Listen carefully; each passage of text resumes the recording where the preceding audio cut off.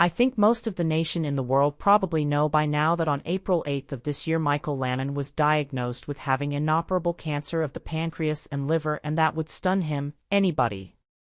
But like Michael Landon, he met the problem head-on. He invited the press to his house and told them the situation. He did that mainly to avoid the rumors and the speculation and misinformation, and to try to avoid sensationalism by the tabloids. And for the past month, he has continued to face this battle with humor and honesty and a personal sense of dignity that characterizes a man. Would you welcome Michael Landon? Hey, I was really rather touched when you called and said you wanted to be on the show, because I know every show in the country has been calling you to come on. And I'm very flattered you'd be here. Well, you're my buddy, man. I feel that. You're comfortable enough? I am comfortable. Right? Didn't do a hell of a lot of good to call the press conference, though. Yeah, all the stuff that came out after that. That is true. You said when you did that, you wanted to get it out, because if you're in the public eye and one person knows something, or two people, the whole town eventually is gonna know it. And then it flows through here and there, and you call them and laid it out. And, well, I will clear up right away. There was the 10th child business I missed. Well, there's a big headline in one of these incredible magazines about the fact that I want to have a 10th child so my wife will have something to remember me by. I mean, I got 9 kids, 9 dogs, 3 grandkids, 1 in the oven, 3 parrots, and my wife Cindy needs something to remember. Applause. Cindy, I know you're out there somewhere hiding in a hotel. Come home. It was their idea, it's not mine. Come back to the house. We've talked a couple of times off phone and you're looking good. You really are. Are you working out? I remember the first time you said when you got this news you got on the floor and did some push-ups and said, hey, nothing wrong. And you still work out? Oh yeah. I can still work out a little bit. I'm trying to right now. I'm pumping my red cell count up. My red cell count had dumped. But we're not doing medical center, so yeah. But I feel pretty damn good, actually. And I must tell everybody thank you. Tremendous male response. And people with ribs only, something like $40,000-$50,000, greater than that. Yeah. And I really want to thank everybody. It's a lot of great suggestions, and I'm eating a little bit of everything. I've got a regular stuff. And I've kind of turned the color of a carrot from the juice. And there were some that I didn't try. One guy wrote me, he told me that the reason you got it, you got the big C, was that I did not get enough sex. So he thinks it was only the 9 times when so his suggestion, so he won still, he said as soon as 'cause he gave me the regimen, which would kill the average 25-year-old. So I got to really get the red count up to accomplish what I need to accomplish to get well.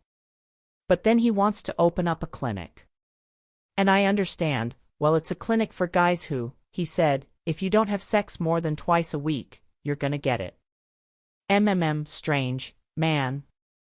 How many suggestions? You said you had tapes, you had books. Oh, there's thousands. There's thousands. Swim with a dolphin. You only have to do it once. You swim with the dolphin. Sonar from the dolphin, ping him, it goes away like this. What can I tell you? Yes, here, I'm pulling out of Ali's house because I only got a green light. Look, if it's a choice between the dolphin and sex, hey, go with the sex. I wonder if the combination, think about that. Now I know you're drinking the carrot juice and you're away from the sun. That convinced, I tried laughing. You gotta laugh a lot. Humor is not bad. Humor's bad, but now I don't want to bring up something that's insensitive, but it was in the paper. But coffee? Oh, coffee? And it didn't. Oh, I take coffee enemas. Anybody out there ever heard of a coffee enema? Yes, I've heard of it. Huh. You must be fun at breakfast. Way, yes. I read that. And I read that I wasn't invited John over. Well, at the enema he wanted cream and sugar. And I'm not poor.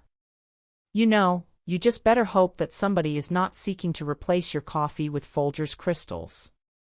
This is all organic coffee. Yeah.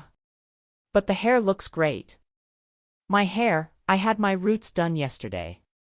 You're sure for this show, 2 blood transfusions, and I had my. You mentioned humor, and they say that's important. I know you're familiar with the Norman Cousins book. Oh yeah. I think it was called Anatomy of an Illness. And when people are going through a travail, the sense of humor. A travail? This is a travail. Traveler? Problem. Yeah. Laughs. Let's try to turn on funny. Moo. I was watching, it was a movie the other night. I thought it was gonna be funny, right? As a matter of fact, this movie was so unfunny, then I brought a poster. Oh, I knew, yeah.